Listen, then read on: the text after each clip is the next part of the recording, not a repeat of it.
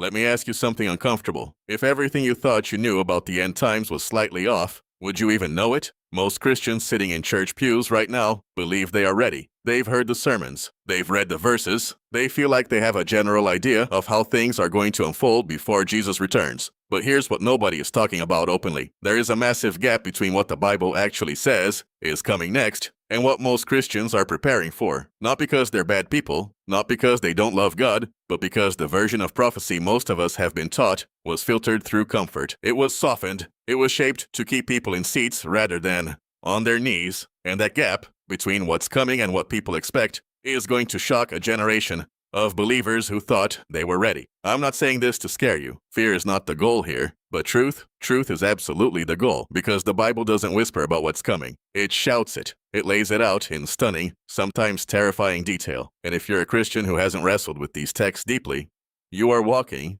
into the future completely unprepared. Let's fix that right now. Here's what's happening in most churches today. Prophecy gets mentioned in passing, maybe during a special conference, maybe during an end-time sermon series that runs for 4 weeks and then gets replaced by a series on financial blessing. And the version of prophecy that gets taught is almost always the same comfortable framework. Jesus is coming. Christians get raptured out. The world falls apart. Then Jesus comes back and fixes everything. That's the general outline most people carry around in their heads. And I'm not here to debate the specific timing of the rapture today. That's a conversation for another time. What I want to focus on is something deeper and more urgent. Most Christians have been taught what to believe about prophecy without being taught how to think about prophecy. They've been given conclusions without being shown the process of how to arrive at those conclusions from Scripture. And that is dangerous, because when you only hold conclusions and not the reasoning behind them, the moment things start unfolding in ways you didn't expect, you become vulnerable. Vulnerable to confusion, vulnerable to deception, vulnerable to losing your faith entirely when reality doesn't match your expectations. Think about the disciples. They had prophecy, they had the Old Testament, they knew the Messiah was coming, but they had built a picture in their minds of what that would look like. A military conqueror, a political king who would overthrow Rome. And when Jesus showed up riding a donkey instead of a war horse,